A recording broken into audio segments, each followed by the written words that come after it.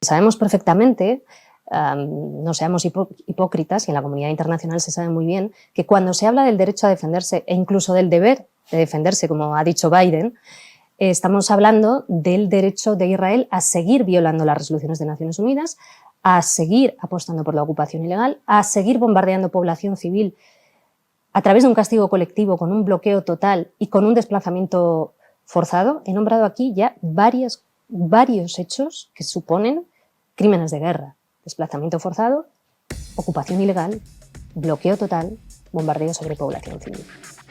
Guerra entre Israel y Hamás. Este era el rótulo gigante con el cual el telediario de la 1 de Televisión Española abría la correspondiente sección ayer al mediodía. Guerra entre Israel y Hamás. Este es el marco mental que utilizan la inmensa mayoría de los medios de comunicación en España para referirse a los hechos que están teniendo lugar en la Franja de Gaza. Y es un marco activado por decisiones muy concretas y muy conscientes respecto a la utilización del lenguaje que sirven, ¿saben para qué? Para blanquear un genocidio. Yo sé que esta afirmación suena muy dura, pero es precisa y de hecho van a ver que es muy fácil de demostrar. Empecemos por lo más sutil. Hamás gobierna en la Franja de Gaza, pero Hamás no es la totalidad de Gaza, del mismo modo que el Likud de Netanyahu gobierna en Israel, pero el Likud no es la totalidad de Israel. Entonces, ¿por qué los medios de comunicación no construyen el titular de forma simétrica? ¿Por qué no dicen guerra entre el Likud y Hamás? O guerra entre Israel y Gaza, o guerra entre Israel y Palestina, teniendo en cuenta que el ejército de Netanyahu también está asesinando en Cisjordania. ¿Se imagina a alguien que un medio de comunicación español titulase guerra entre el Likud y Palestina? Ya desde el principio, ya desde la elección de los propios sujetos, la manipulación y la intencionalidad son evidentes. Es un pueblo entero luchando contra una organización terrorista. Nos pretenden inocular la inmensa mayoría de los medios de comunicación, aunque esto sea objetivamente falso. Primero, porque no todo el pueblo de Israel está a favor de lo que está haciendo su gobierno en la Franja de Gaza. Segundo, porque Israel no está matando únicamente a milicianos de Hamás, ya ha asesinado a casi 10.000 civiles palestinos. Tercero, porque a la vista de las acciones que se están llevando a cabo en Gaza, la calificación del Likud como organización terrorista no resulta para nada alejada de los hechos. Guerra entre el Likud y Palestina. Es un pueblo entero luchando contra una organización terrorista. ¿Verdad que esto también podría funcionar? Pero es que además no es una guerra. Y la manera más sencilla de entenderlo es comparar lo que está ocurriendo en Gaza con lo que está ocurriendo al mismo tiempo, ¿a que sí?, en Ucrania. En Ucrania se enfrentan dos ejércitos regulares con armamento moderno. Uno de ellos, una superpotencia militar, Rusia, y el otro está armado por superpotencias militares. En la Franja de Gaza no. En la Franja de Gaza se enfrenta uno de los ejércitos más poderosos y más modernos del planeta contra una milicia de apenas unas decenas de miles de miembros que se esconden en túneles subterráneos y que no tienen ni tanques, ni aviones, ni alta tecnología. Por muchas atrocidades que haya cometido y esté cometiendo el ejército ruso en Ucrania, no tiene la capacidad de cortar la electricidad, el agua y el suministro de alimentos y de combustible al conjunto de la población ucraniana, como sí ha hecho el ejército de Israel en la Franja de Gaza. Y por último, conviene atender a las cifras. En menos de un mes, Israel ha asesinado a casi 10.000 civiles palestinos. El 40% de ellos eran niñas y niños.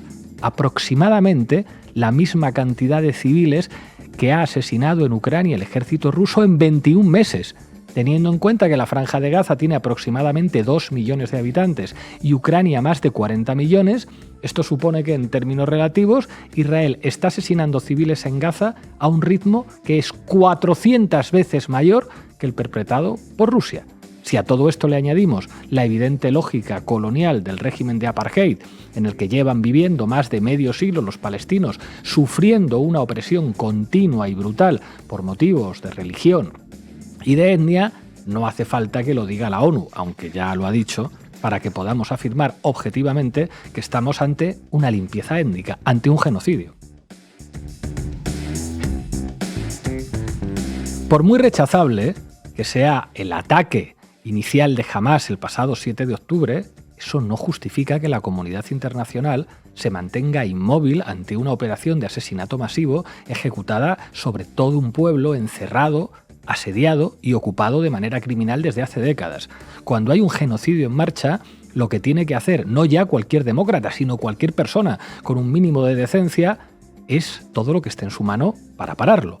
Los líderes internacionales, aplicar inmediatamente sanciones económicas a la cúpula del Likud, romper relaciones diplomáticas con Israel, establecer un embargo de armas y llevar a Netanyahu a la Corte Penal Internacional para que sea juzgado por crímenes de lesa humanidad. La ciudadanía lo que tiene que hacer es salir masivamente a las calles para decirles a sus líderes que o hacen todo eso o van a perder las próximas elecciones. Y los medios de comunicación dejar de blanquear una limpieza étnica diciendo que estamos ante una guerra entre Israel y Hamás. Si la prensa occidental no quiere pasar a la historia como cómplice de uno de los horrores más oscuros del siglo XXI, debe perder el miedo, abandonar la manipulación y escribir la verdad. Genocidio palestino a manos de Israel en la Franja de Gaza. Esto decíamos hoy en el editorial de Diario Red. No es una guerra, es un genocidio. Bienvenidas y bienvenidos a La Base. La Base, con Pablo Iglesias, Sara Serrano, Manu Levín e Ina Afino-Génova. Bueno, hoy seguimos hablando del exterminio en Gaza, que como todos los grandes acontecimientos y los grandes conflictos del siglo XXI es ante todo una batalla comunicativa por contar lo que está pasando y explicar efectivamente qué es lo que ocurre y lo que no ocurre. ¿Qué nos tienes preparado, Sara? Bienvenida. Gracias. Después de haber superado esa venganza de Moctezuma que se ha pasado ya. Ya está, Moctezuma. suficiente pagado. Nada, bueno, partiendo de unas declaraciones de un ministro de Netanyahu que ha dicho que tirar la bomba atómica sobre Gaza es una posibilidad, voy a analizar el enorme potencial del ejército de Israel que se sostiene gracias a la inestimable ayuda de Estados Unidos y de la Unión Europea. Manu Levín, ¿qué nos tienes preparado? Bueno, vamos a ver algunas cosas que han seguido pasando estos días en los grandes medios de comunicación occidentales y vamos a hablar hoy de Vicky Dávila y de la revista Semana de Colombia para ver cómo se las gastan. Vicky Dávila, una vez más, aquí en La Base. Ina Afino-Génova. Vamos a hablar de Hezbollah y de su posible implicación en el conflicto después de unas declaraciones que ha dado su líder el pasado viernes. Y hoy, una vez más, no lo hemos hecho en Noticias Básicas, por segunda vez vamos a conectar con nuestro equipo que está en Oriente Próximo, muy cerca de Rafah, para que nos cuenten cómo está la situación. Arrancamos, Xavi. La Base de datos. Informa Sara Serrano. Ayer el ministro israelí de Patrimonio del partido ultraderechista Poder Judío, Amisai Eliyahu, aseguró en una entrevista de radio que el lanzamiento de una bomba atómica contra la Franja de Gaza era una posibilidad. Ante estas declaraciones, la oficina del primer ministro israelí, Benjamin Netanyahu, no tardó en reaccionar. Sancionó a su ministro, suspendiendo su participación en reuniones gubernamentales hasta nuevo aviso, y denunció en un comunicado que las declaraciones de Eliyahu están alejadas de la realidad y que el ejército israelí está actuando de acuerdo a los más altos estándares internacionales para evitar bajas entre la población civil. Continuaremos haciéndolo así hasta la victoria final, aseguraron. Cabría comentar también el papel que jugó el periodista que entrevistó a este ministro, porque fue él el que preguntó, ¿deberíamos tirar una bomba nuclear en Gaza? Exacto. Y este tipo dijo que sí, que es una posibilidad, y el periodista le replicó, hombre, pero hay 240 rehenes israelíes en Gaza. En fin. Bombardear hospitales, escuelas de la ONU, viviendas, suministros de agua, campos de refugiados, asesinar periodistas y cerrar corredores humanitarios. Y no parece la mejor manera de ajustarse a los más altos estándares internacionales. Sin ir más lejos, hace un par de días el ejército israelí bombardeó un convoy de ambulancias de la Media Luna Roja Palestina que volvía después de haber transportado a personas gravemente heridas al paso fronterizo de Rafah, un corredor humanitario que, por cierto, Israel ha vuelto a cerrar a pesar de la emergencia humanitaria. Dice el comunicado oficial de la oficina del primer ministro que las declaraciones de Eliyahu están alejadas de la realidad, pero lo cierto es que no es la primera vez que Israel considera la posibilidad de utilizar armas nucleares, ¿verdad, Sara? Así es, según documentos difundidos por el Centro Woodrow Wilson de Washington, Israel planificó el uso de la bomba atómica contra la República Árabe Unida en el contexto de la Guerra de los 6 días. Se conoció como Operación Sansón, en honor al personaje bíblico de fuerza sobrenatural, y su objetivo era detonar una bomba nuclear en el desierto del Sinaí, en Egipto. El general Isaac Yaakov, que había estudiado ingeniería en Estados Unidos, fue el encargado de diseñar la operación. La idea era que Israel estuviera preparado para lanzar la bomba atómica en el caso de que los ejércitos de Siria, Jordania y Egipto avanzaran posiciones. Un enorme hongo en el desierto del Sinaí, visible desde la ciudad del Cairo, actuaría como elemento de disuasión para que los ejércitos árabes frenasen su avance. El propio Yakov llegó a sobrevolar la península del Sinaí en helicóptero para definir el lugar exacto en el que lanzarían la bomba. Eligió una zona deshabitada del este de la península con una base militar egipcia en lo alto de una montaña. Bueno, estos datos provienen de una serie de entrevistas concedidas por el propio Yakov al historiador Avner Cohen entre 1999 y el año 2000 y que fueron publicadas por el New York Times en el año 2017. En ellas, Yakov defendió el uso de armamento nuclear. Todo era muy natural. Tienes un enemigo que dice que te va a arrojar al mar y tú te lo crees. ¿Cómo lo paras? Lo asustas. Si tienes alguna manera de asustarlo, lo asustas. El objetivo era crear una situación que forzara a las grandes potencias a intervenir o una situación que llevara a los egipcios a parar y decirse, un momento, no estábamos preparados para esto. El objetivo era cambiar completamente el panorama, aseguró Yakov. Bueno, finalmente no fue necesario cambiar completamente el panorama. A pesar de que el lanzamiento de la bomba atómica estaba rigurosamente programado, Israel ganó la guerra en solo 6 días, cuadriplicó su territorio original y se convirtió en la principal potencia militar de la región sin necesidad de recurrir a armamento nuclear. Las revelaciones de Yakov, que fue condenado a 2 años de prisión por desvelar secretos militares, hablando abiertamente del programa atómico de Israel, rompen la ambigüedad que ha mantenido históricamente el país respecto a la posesión de armamento nuclear.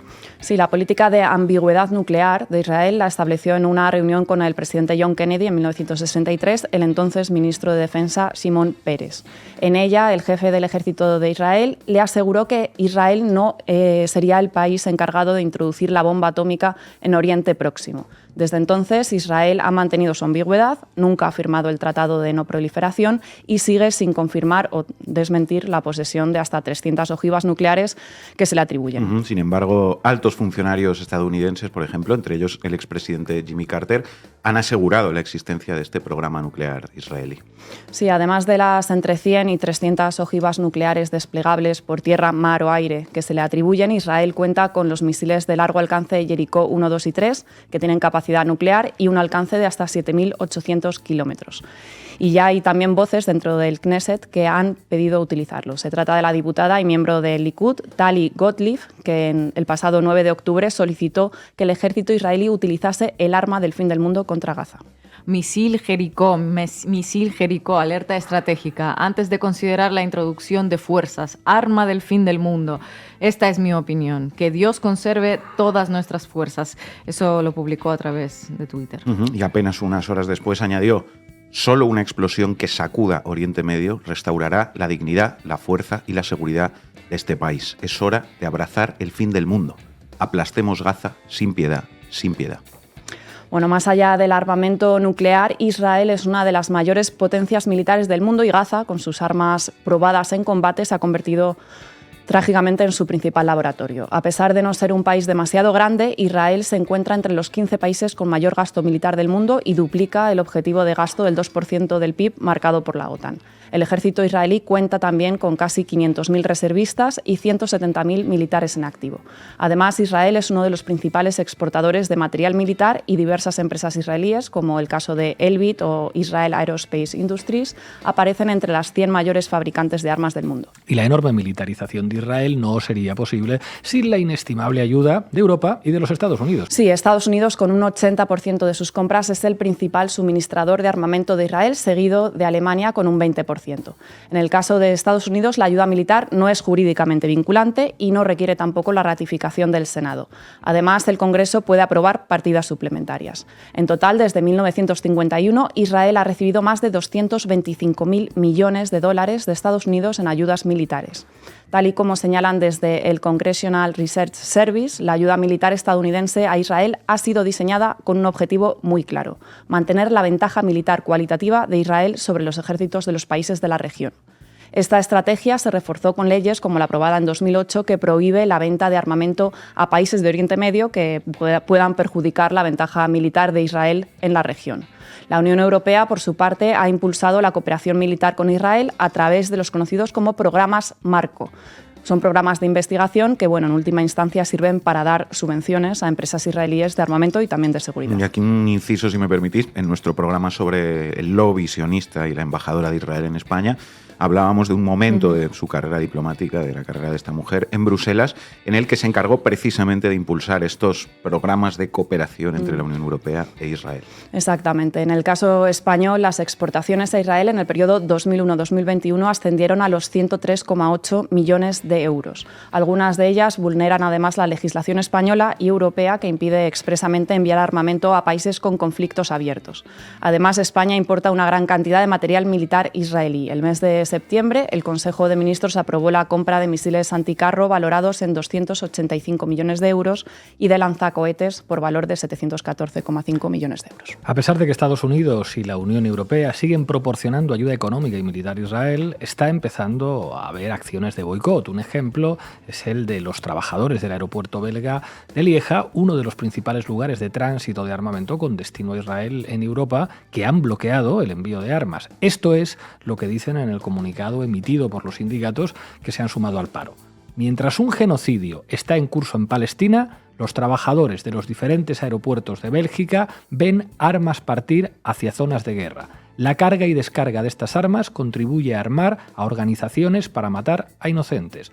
Nosotros, los diferentes sindicatos activos en el sector del aprovisionamiento en pista, pedimos a nuestros afiliados que no asuman vuelos que lleven material militar hacia Palestina o Israel. Todos nuestros respetos a los trabajadores que se niegan a ser cómplices de este genocidio. Gracias, Sara. A ti. اجانا اتصال من الجيش الاسرائيلي قالنا باخلاء المشير تاع الساكنين فيه فلجأنا بمكان ثاني بعيد عن المكان تبعنا فسمعنا خبر انه بيتنا من خلال قصف المشير تبعنا انه انهار. Manu Levin. Buenas tardes, Pablo. Buenos días en Colombia. Dale, Xavi. Titulares al banquillo. El análisis mediático de Manu Levin. Bueno, la masacre sigue su curso, la destrucción de Gaza continúa, el número de personas asesinadas no deja de aumentar cada día, los periodistas también siguen siendo aniquilados, por cierto, al menos 36 asesinados ya por Israel. Israel sigue atacando hospitales, escuelas, campos de refugiados, pero la propaganda de los poderes mediáticos en Occidente sigue prácticamente igual desde el primer día. Hoy en la base Manu Levin repasa la que sigue siendo la munición principal en el fuego de cobertura de la prensa para el genocidio que está cometiendo Israel en Gaza. Imagino, por ejemplo, que importa más la mascota de un ciudadano israelí que los 4.000 niños palestinos asesinados, ¿verdad? Pues empecemos por ahí. La respuesta es básicamente que sí. O, como diría el ministro de Defensa de Israel, pues importan más los animales de compañía de los humanos que los animales humanos. Atención a esto de Televisión Española. Tienen miedo de la situación porque los terroristas llegan a sus casas. Una niña aquí tenía un pequeño hámster que murió de una bomba.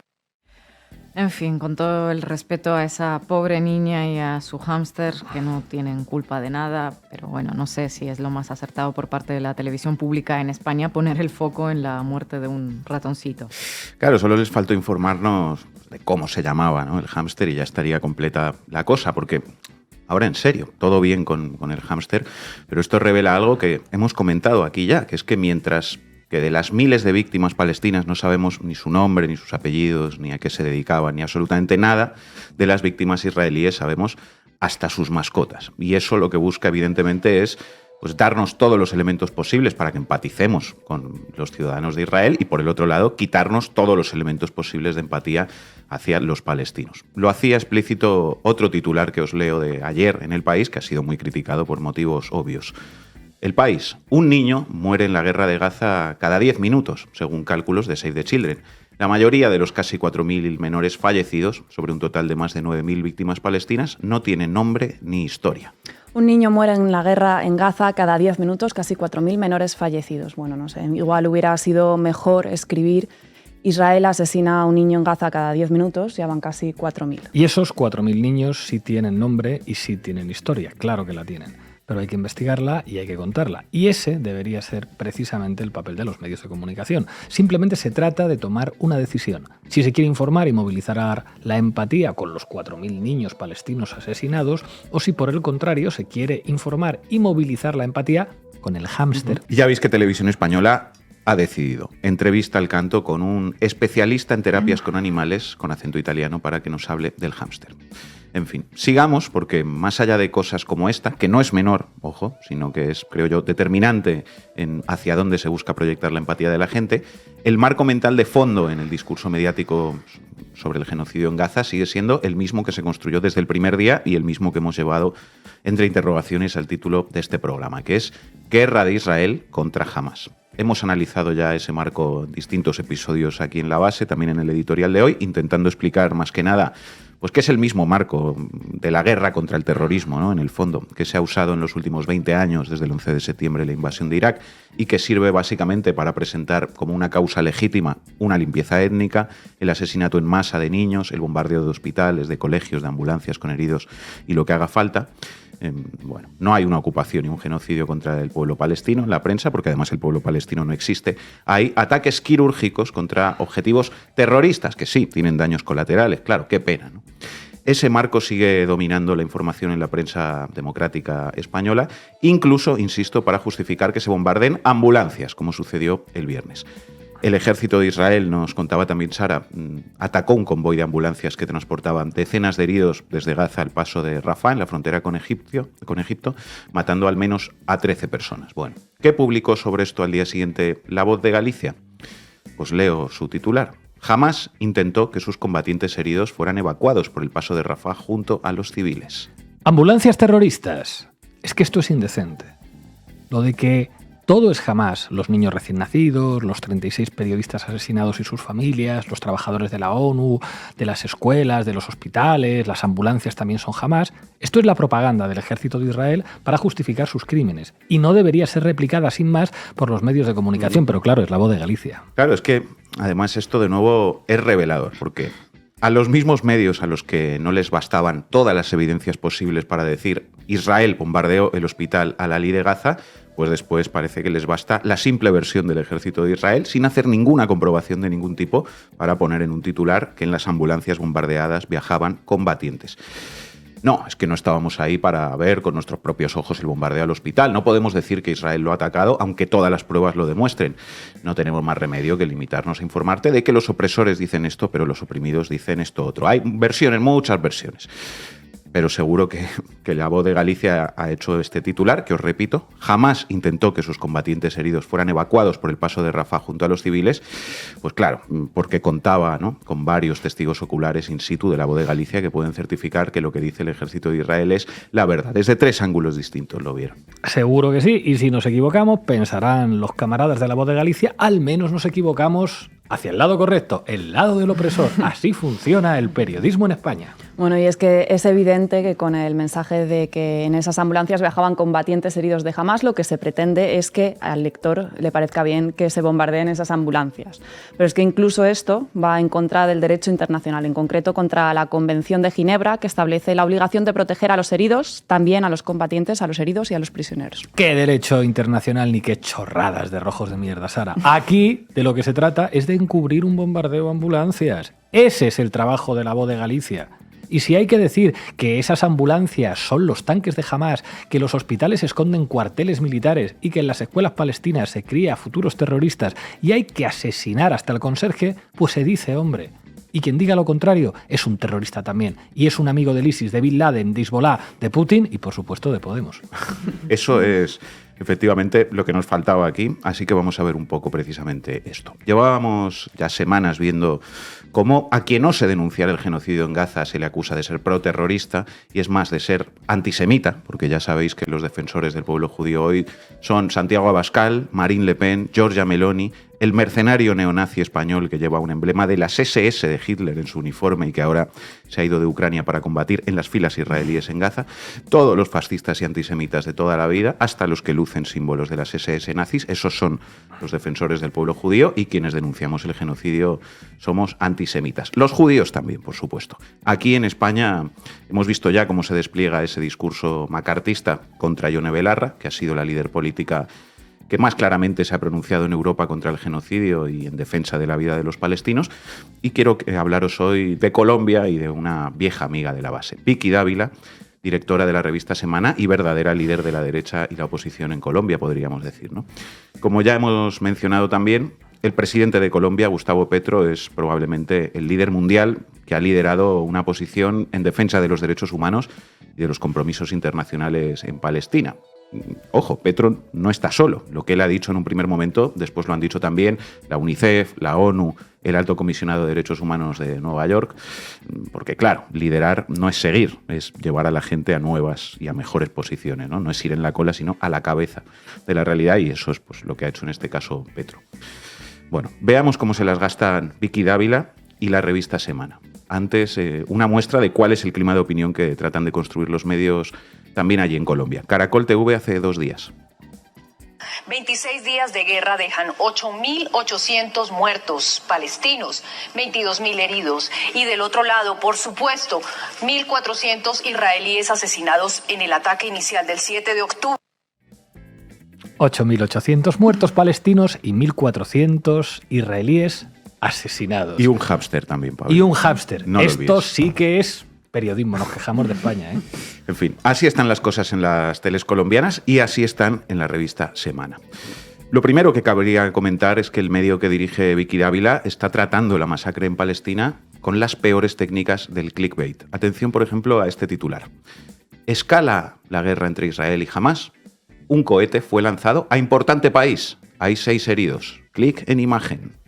¿Quieres saber a qué importante país han lanzado un cohete y quién lo ha disparado? Haz clic en nuestro enlace y después de 3 anuncios de las más importantes y patriotas empresas de Colombia que nos financian, podrás leer en qué misterioso país del mundo ha sucedido. Así es, el periodismo, nos dan premios, tenemos carteles profesionales, asociaciones profesionales de la prensa, somos los periodistas.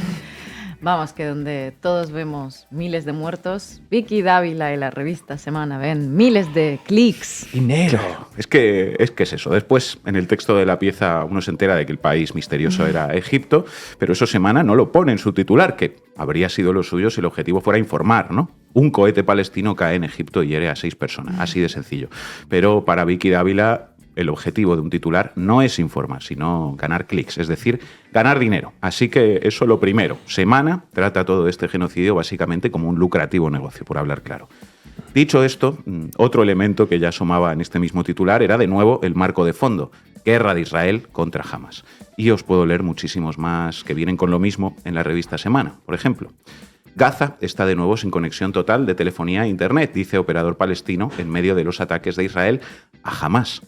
Otro, pausas humanitarias. ¿De qué se trata la propuesta de Estados Unidos en medio de la guerra de Israel contra Hamás? Otro de Semana. Excanciller Julio Londoño analiza la guerra de Israel contra Hamás. Los terroristas se esconden entre la población. Otro, guerra de Israel contra Hamás. En fin, así en todos los titulares de Semana, el timo de la estampita. Revista Semana también sugiriendo que las víctimas asesinadas por el ejército de Israel en realidad son víctimas de Hamás, al estilo Ferreras. Lo último, Israel bombardea campos de refugiados en Gaza, zona controlada por Hamás. Son decenas los muertos. Zona controlada por Hamás, dice Vicky Dávila sobre los crímenes cometidos por Israel. De alguna manera también son víctimas de Hamás, decía Ferreras sobre el asesinato de una familia de un periodista por parte de Israel. Hay que ver cómo se parecen los periodistas corruptos de un país a otro. Amigo Petro, tú tienes a Vicky Dávila, nosotros tenemos a Ferreras. Muy originales no son en la revista Semana, ¿no? Otra parecida. Hamás informó el número de víctimas fatales que ha dejado la guerra con Israel. Rótulo de la noticia, víctimas de Hamás. En el interior, las miles de víctimas de los bombardeos israelíes. Víctimas de Hamás. Es muy burdo, pero van con ello, claro que sí. Escuela Ferreras Dávila, podríamos decir. Y tampoco son muy originales en las técnicas que usan para acusar a Petro de proterrorista y antisemita como a Belarra. Revista Semana. Urgente. Así, con cinismo, respondió Petro a Israel, que lo señaló de apoyar terrorismo de Hamás. Clic en imagen. ¿Quieres saber qué respondió el cínico proterrorista de Petro? ¿Quieres saberlo? Haga clic en la imagen y 3 anuncios después lo podrá escuchar. Más, revista Semana. Petro se empecina en no condenar terrorismo de Hamás. Comillas. No se trata de estar o no del lado equivocado de la historia. Se trata de estar del lado justo. El mandatario colombiano volvió a pronunciarse sobre la situación que se vive en Oriente Medio entre Israel y el grupo Hamás. Petro se empecina. Así es el diccionario de Vicky Dávila. Denunciar un genocidio de niños es ser antisemita, proterrorista y amigo de Hamás. Y ser coherente con una posición política y estar dispuesto a mantenerla frente a las presiones es empecinarse. Bueno, es que además aquí Semana ya ni siquiera habla de guerra entre Israel y Hamás, sino de situación, ojo, situación que se vive entre Israel y Hamás en Oriente Medio. Bueno, ¿y qué me decís de la foto que ha elegido la gran profesional Vicky Dávila? Me consta que buscó otra peor, en la que Petro pareciera más feo y más calvo y más bobo, pero no la encontró, así que puso esta. Lo tiene todo esta pieza de la revista Semana, y esperad porque faltan un par de cosas más. Otro tuit que os leo de Vicky Dávila. Petro es un títere. Los terroristas de Hamás, asesinos y violadores de niñas, mujeres y ancianos, lo usan para su propaganda. Es claro de qué lado está el presidente Gustavo Petro. Gustavo Petro, asesinos, terroristas y violadores de niñas, todo en la misma frase, y letras en árabe, muchas letras en árabe que se vean bien. Y atención a la portada que ha hecho la revista Semana. Con esto acabamos. Titular: El títere. Imagen: fotomontaje de Gustavo Petro como marioneta de Putin y del líder supremo de Irán, Jamenei. Gustavo Petro no condenó el ataque terrorista de Hamás contra Israel. Por el contrario, puso a Colombia al lado del eje del mal, con Rusia e Irán, y lanzó en redes una peligrosa campaña antisemita. Comparó a los israelíes con los nazis. Estados Unidos los reprendió. Os quiero leer también el comentario que añadió Vicky Dávila glosando su propia portada infame. Petro es un títere. El presidente Petro y su gobierno, que se autodenomina como una potencia mundial de la vida que busca la paz total, ya se ubicó inexplicablemente en el lado incorrecto de la historia que se está escribiendo con la sangre de inocentes tras el ataque de Hamás a Israel. Una vergüenza para Colombia. Esa actitud permisiva del presidente con el terrorismo lo margina del escenario internacional y lo ubica en un eje del mal que tendrá repercusiones negativas para los colombianos. Lo de Vicky Dávila no es periodismo, es colaboracionismo. Colaboracionismo repugnante con un genocidio, señora. Eso es usted. Gracias, Manu. Quieren matar la vida, quieren acabar con la vida de los palestinos. Lo que quieren dejar Gaza vacío para que se creen que ellos que van a poder conseguir algo. Pues no van a conseguir nada porque la gente o se muere o se queda. Adelante, Ina Finogénova. Vamos, Xavi. ¿Pa' qué me invitan? El análisis internacional de Ina Finogénova. Ha habido mucha discusión sobre si el gobierno israelí está cometiendo genocidio en Gaza. La mención hecha por Netanyahu de Amalek se citará como prueba de intención. Esto lo escribió el exdirector ejecutivo de la Organización de Defensa de los Derechos Humanos, Human Rights Watch, Kenneth Roth, hace unos días en X. Bueno, ¿qué dijo Netanyahu y qué es Amalek? Cuéntanos. Básicamente, en un discurso institucional anunciando la invasión terrestre, el primer ministro israelí invocó una guerra sagrada de aniquilación contra el pueblo palestino, no contra Hamás, sino una guerra santa contra todo el pueblo sin piedad. Ustedes deben recordar lo que los amalecitas les hicieron, dice nuestra Sagrada Biblia. Ahora vayan y hiéranlos y destruyan absolutamente todo lo que tengan. No los perdonen, mátenlos, tanto a hombres como a mujeres, infantes y lactantes, bueyes y ovejas, camellos y burros. Esto es literalmente lo que dijo Netanyahu citando a Samuel del Antiguo Testamento. Amalek es una nación antigua mencionada en la Biblia hebrea, descrita como enemigos de Israel, que a los israelíes se les ordena eliminar en un acto de venganza. Llamando a cometer un genocidio amparándose en libros sagrados de hace miles de años. Destruyan todo lo que puedan, maten a tanto hombre, niño, mujer, lactante como puedan. El líder de Israel habla abiertamente y sin pudor de aniquilar a un pueblo entero, mientras tus medios de comunicación democráticos te informan sobre la guerra de Israel contra Hamás. El discurso lo pronunció hace una semana y en estos días hemos visto los resultados de esta guerra sagrada. Más bombas indiscriminadas cayendo sobre civiles, ataques a un hospital de la ONU, un convoy de ambulancias, un campamento de refugiados. No queda ni un centímetro seguro para la gente que está en Gaza. Y desde hace semanas que la frontera entre Israel y el Líbano está siendo un foco de un intercambio de misiles entre las fuerzas de Israel y Hezbollah. Bueno, esta noche un ataque aéreo israelí mató al menos a 4 civiles en Líbano, algo que el Líbano calificó como un crimen atroz que no quedará sin respuesta. De manera que la espiral de violencia sigue su curso. Así es, una de las principales incógnitas de este mes ha sido si la milicia chiita libanesa entraría en esta guerra convirtiéndola en un gran conflicto regional. Se estaba aguardando el discurso del líder de Hezbollah, Sayed Hassan Nasrallah, que se veía como una suerte de game changer en el transcurso de este conflicto. Finalmente, el viernes pasado habló por primera vez desde el inicio de los bombardeos israelíes contra Gaza. ¿Y qué ha dicho el líder de Hezbollah? Pues no declaró la guerra a Israel, al contrario de lo que muchos esperaban, dijo que se trataba de una guerra sin precedentes, histórica y decisiva, y llamó a los países árabes a detener los suministros del petróleo a Tel Aviv. Dijo que un ataque preventivo israelí contra el Líbano constituiría un error fatal y que la situación en el frente libanés dependerá de la situación en Gaza. Todas las opciones están sobre la mesa. Podemos elegir cualquiera en cualquier momento. Y añadió, si empieza una guerra regional, nada nos detendrá en la eliminación de las fuerzas militares de Israel y Estados Unidos. Bueno, pues parece más bien un discurso con una función más de disuasión, ¿no? Está claro que nadie quiere una guerra total en Oriente Próximo, que se está tratando de evitar, pero no habría que descartar del todo la implicación de Hezbollah. Primero, este tipo de decisiones de atacar no se suelen anticipar públicamente, como sabemos todas, especialmente yo. Y segundo, sí dijo que están evaluando todas las opciones, que aparentemente se han tomado bastante en serio, no solo en Israel, sino también en Estados Unidos. El ministro de Defensa israelí, Yoav Gallant, salió inmediatamente a advertir a Nasrallah que no cometa el error de entrar en la guerra. Si lo comete, determinará el destino del Líbano, dijo. Vamos, que la solución final para Palestina ya está en marcha y ahora se plantea también, de paso, la solución final para el Líbano. Efectivamente. A su vez, Estados Unidos advirtió a Hezbollah e Irán sobre su disposición a actuar en caso de que entren en la guerra. Que tampoco eran tan necesarias esas advertencias, ¿no? Porque ya se entendió bastante bien el mensaje cuando mandaron sus portaaviones al Mediterráneo.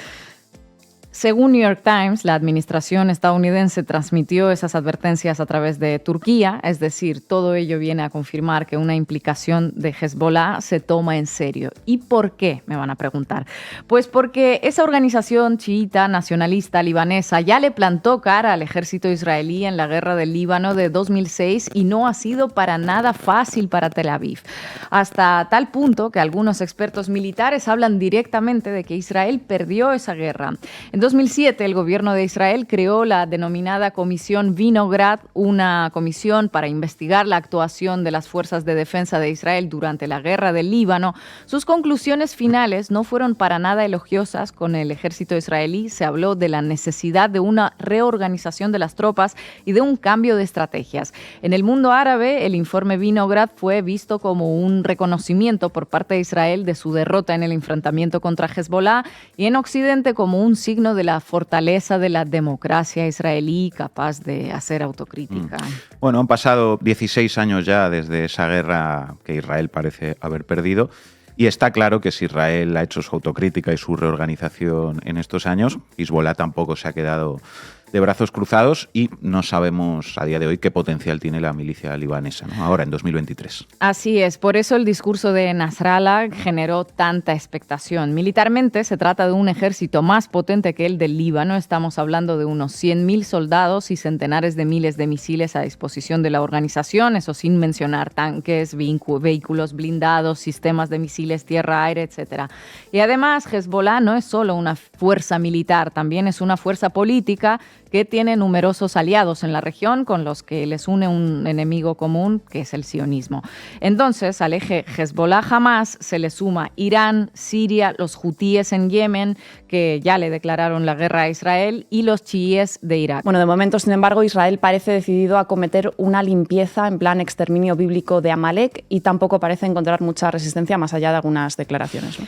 Antes de finalizar, una última noticia que pasó bastante desapercibida y ojo que es importante. Hace una semana, Reuters informó de que el Ministerio de Energía de Israel otorgó 12 licencias a 6 compañías para la exploración de yacimientos gasísticos frente a las costas mediterráneas, zona de Gaza incluida. Las licencias las recibieron el gigante British Petroleum, británico, los italianos Eni, los coreanos Dana Petroleum, la empresa azeri SOCAR y 2 empresas de Israel. En los últimos 15 años se descubrieron grandes depósitos de gas en la región del Mediterráneo Oriental que rodea la Gaza ocupada, Israel, Egipto y Chipre, escribe Middle East Monitor. La concesión de licencias por parte de Tel Aviv a esas empresas tiene como objetivo seguir explorando las reservas de gas dentro de su territorio marítimo y encaja en el objetivo más amplio del Estado ocupante de convertirse en un centro energético que pueda exportar gas a Europa. Pues un factor que ayuda a entender un poco mejor el plan de expulsar a casi 2 millones de palestinos a zonas desérticas de Egipto sin posibilidad de retorno. He aquí las maravillosas proyecciones económicas de la limpieza étnica y el genocidio del pueblo palestino. Sí, y no se olviden también del corredor IMEC. En uno de los programas anteriores, bastante anteriores a la masacre de Gaza, les hablé de esa mega infraestructura pensada como alternativa a la ruta de la seda china, un corredor que conectaría la India con el Oriente Medio y Europa saltándose el canal de Suez. La entrada a Europa sería a través de Jordania e Israel. El pueblo palestino, sus reclamos y su lucha justo cerca de la plataforma Leviatán era claramente un dolor de cabeza para los planes de Israel, más allá de las propuestas bíblicas al respecto de la tierra prometida y de los enemigos del pueblo elegido. Sin quitarle importancia a todo ese fanatismo religioso que está tan presente en los grupos que gobiernan Israel, no es la primera vez que nos encontramos con guerras que públicamente se fundamentan en los más elevados ideales y que finalmente se muestran como mucho más prosaicas. O si no, recuerden las famosas armas de destrucción masiva, que solo ocultaban intereses puramente económicos fundamentados en el control del mercado petrolífero. Y lo mismo sirve para muchas invasiones, guerras o agresiones iniciadas en la zona. En realidad, sirve para casi todas las guerras, a decir verdad. Las excusas pueden ser las que más les gusten a quienes las promueven, pero detrás se esconde un interés puramente pecuniario. الوضع اللي احنا عايشين فيه وبدنا حدا يحمينا بدنا حدا نلجأ له بدنا حدا يساعدنا بدنا تقفوا معنا احنا هنا مهددين في اي لحظه ممكن يعني معرضين لاي قصف من قبل الاحتلال. Bueno, tenemos en conexión cerca de Rafah, en algún lugar al sur de Palestina, Alex Zapico. Alex, gracias por atendernos una vez más. Quería preguntarte qué dificultades estáis encontrando para informar en la zona. Absolutamente todas, porque cada vez es más difícil poder llegar a Rafah, se necesitan unos papeles para poder acceder y es muy complicado tener esos papeles que te hacen pasar todos los controles para poder llegar a Rafah. Aparte de eso, las comunicaciones fallan continuamente, no solamente están fallando dentro de Gaza, sino también a todos aquellos que nos ponemos en contacto con las personas que están en Gaza para que nos faciliten información, nos faciliten algún tipo de imagen que nosotros podamos transmitir, nuestros teléfonos empiezan a fallar, las comunicaciones empiezan a fallar. Es decir, es toda una operación de silenciar y de intentar que no salga comunicación de Gaza, pero tampoco que entremos periodistas a contar la historia. ¿Qué tal, Alex? Encantada de saludarte. Yo quería preguntarte cuál es la situación en el paso fronterizo de Rafah, que dices que estáis más o menos cerca del terreno. ¿Está entrando efectivamente ayuda humanitaria? ¿Se está pudiendo evacuar a las víctimas? ¿Cómo está sucediendo allí? No están saliendo las víctimas y aparte de eso, es decir, apenas está entrando ayuda humanitaria que nosotros sepamos. Es decir, la información que nos dicen es que entra en goteo, ¿no? Decía el otro día, hace un par de días, la ONU que deberían entrar 100 camiones al día, más o menos daría una especie de pequeña normalidad que entrasen 100 camiones al día. No está entrando absolutamente nada de ayuda humanitaria o muy poquita ayuda humanitaria. El paso está absolutamente bloqueado y encima los periodistas no podemos acceder al paso para poder, bueno, pues testificar que eso está sucediendo y que esa ayuda está entrando, ¿no? Y por otro lado también, como Israel está pidiendo a través de mensajes que la población se vaya del norte hacia el sur, hacia ese paso de Rafat, para en algún momento que se abra el paso poder acceder a la ayuda, pero a la vez están bombardeando todas esas carreteras. Te encuentras al parecer a un lado y a otro un montón de víctimas, por lo cual la posición que están teniendo en torno al paso de Rafat es muy complicada, ¿no? Buenas tardes, Alex, un placer saludarte. Y bueno, gracias por conectar desde allí con las dificultades que conlleva. Vemos que la información, entre comillas, en los medios de comunicación está dominada por muchos detalles sobre las víctimas israelíes durante las últimas semanas. Nos hablan hasta de sus mascotas. Sin embargo, no sabemos nada, los nombres, los apellidos, los rostros, las historias de las víctimas palestinas. Por eso te quería preguntar, bueno, si nos puedes contar algún testimonio que hayas recogido ya en estos días desde que habéis llegado ahí a Egipto, pues de víctimas palestinas, ¿no? ¿Nos puedes contar algo en este sentido? Sí, así es. Mira, tanto Luigi como yo, mi compañero, hemos estado trabajando en conectar bastante con la Franja de Gaza y hemos hablado bastante con gente que está allí, y hay una historia que a mí, bueno, pues me ha llegado bastante, que es la de Ahmed, ¿no? Que él con su familia intentó ir a la zona de Rafat a esconderse en una escuela de la ONU. Él nos estaba pasando, bueno, estábamos hablando continuamente con él, nos pasaba información, y el otro día recibió un mensaje en el teléfono de móvil para él. Luego descubrimos que fueron más mensajes a más gente que estaba en la zona para que se retirase de donde estaban porque iban a ser bombardeados. Y ellos tenían un miedo increíble porque se están disparando muchos mensajes de esos a mucha gente de la población para que todavía sea una guerra más, ¿no? Todavía una guerra más fuerte. Eso se llama la llamada en el tejado, ¿no? Antiguamente, hace ya unos años, Israel ya utilizó esta táctica de que disparan un misil contra un tejado que está vacío, que no tiene munición, para asustar, y luego llegan las llamadas de teléfono para que se vayan de sus casas. Y claro, uno se pregunta, él nos decía, ¿a dónde? Es decir, si yo estoy en una escuela de la ONU, es decir, ¿dónde voy? Es decir, no puedo ir a la frontera casi, no puedo salir de Gaza hacia ningún lado. ¿A dónde voy? Hay un montón de testimonios de ese tipo, de sobre todo mucho miedo. Gente que te dice que a su niña le tapen los oídos porque no quiere oír los bombardeos o no quiere oír los llantos, ¿no? Entonces es una barbaridad, ¿no?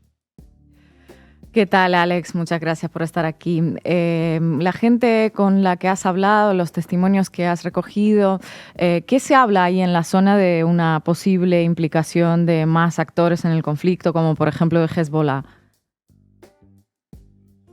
Sí, bueno, Yemen también, ¿no? Los hutíes han lanzado misiles hace unos días, es decir, Hezbollah también ayer, bueno, en el Líbano, un ataque ha matado 4 familiares de un periodista y ha bombardeado también 2 ambulancias. Está claro que el conflicto se está extendiendo y los ataques se están generalizando ya en algunas zonas, sobre todo fronterizas con el Líbano, ¿no? Es algo que se respira. Nosotros ayer hemos estado hablando con gente en el Líbano, hoy también nos hemos puesto en contacto con personas en el Líbano también para que nos vayan contando cuál es la situación allí, y está claro que se está extendiendo completamente, ¿no? Incluso aquí en Egipto, cuando tú hablas mucho con la gente de la calle, ves muchísimo apoyo al pueblo palestino. Todo el mundo, cuando estás hablando con ellos, apoyan al pueblo palestino. Incluso si vas a pagar, te dicen que no les pagues porque estás apoyando al pueblo palestino. Es decir, todo el mundo está en este conflicto de alguna manera, ¿no? Por lo menos parece que la gente, ¿no?, está en el conflicto de alguna manera. Luego otra cosa es los gobiernos, ¿no? Suerte con todo, seguimos hablando, esperamos vuestra crónica y mañana volvemos a conectar. Muchas gracias. Llegamos al final del programa, os dejamos con un tema de Manu Chao, dedicado esta vez a Netanyahu. Señor Matanza, hasta mañana.